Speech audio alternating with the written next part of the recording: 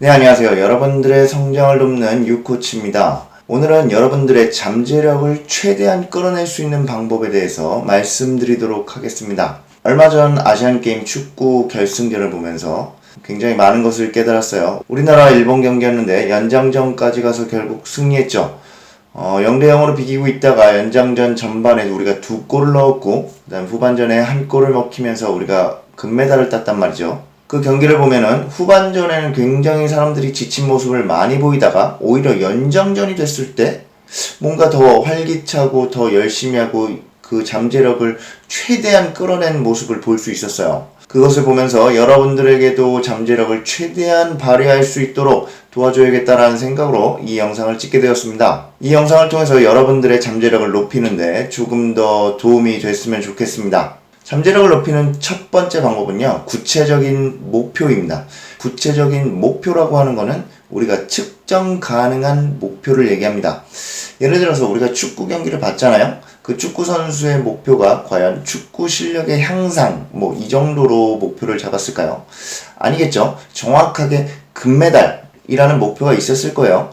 그것처럼 우리가 무언가를 하려고 한다면 정확하게 우리가 측정 가능한, 그리고 달성했을 때 이것이 달성했다라고 정확히 말할 수 있는 그 목표가 있어야 한다는 거죠.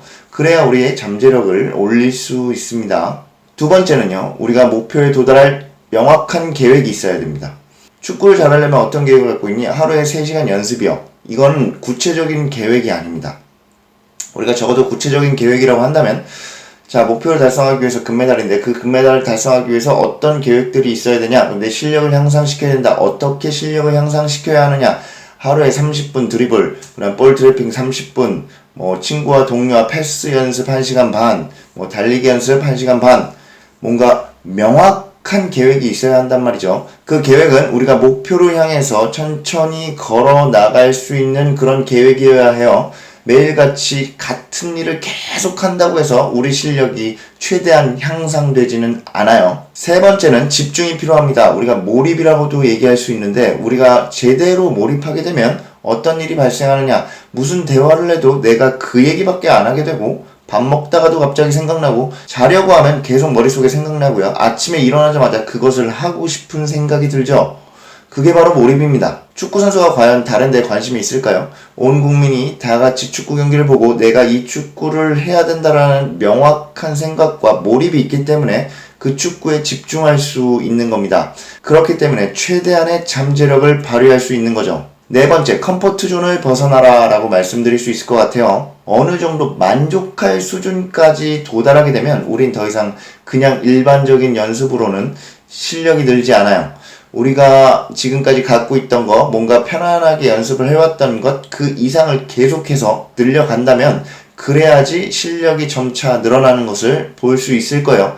예를 들면 우리 조기 축구 선수가 매일같이 축구를 함에도 불구하고 프로 축구 선수가 될 수 없어요. 그 이유는 뭐냐면요, 의식적으로 내가 하던 방식에서 조금 더를 밀어붙일 수가 없기 때문이죠. 여기서 나오는 다섯 번째 팁이 피드백을 받아라 라고 할 수 있습니다. 축구 선수들은요, 감독도 있고요, 코치도 있고, 분명히 동료들도 있습니다. 잘못되거나 아니면 잘된 것들에 대해서 명확하게 판단하고 지적해주는 사람이 있다는 거죠.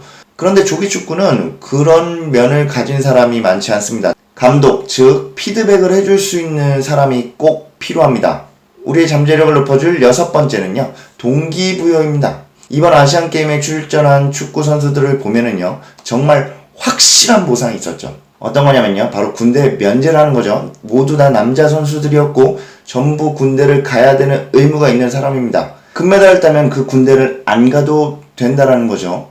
그래서 죽기 살기로 뛰기 마련입니다. 왜냐면 그 엄청난 보상이 있기 때문이죠. 이렇게 6가지 잠재력을 높이는 방법에 대해서 말씀드렸어요. 근데 그 6가지를 하기 전에 먼저 생각해야 될 문제가 있어요. 첫 번째는요, 나는 못해, 나는 할 수가 없을 것 같아, 나는 그런 사람이 아니야, 이런 생각들 있죠. 부정적인 믿음들을 일단 없애는 게 중요해요. 또 한 가지는 잘못된 방법으로 노력한다고 해서 아무것도 되지 않아요.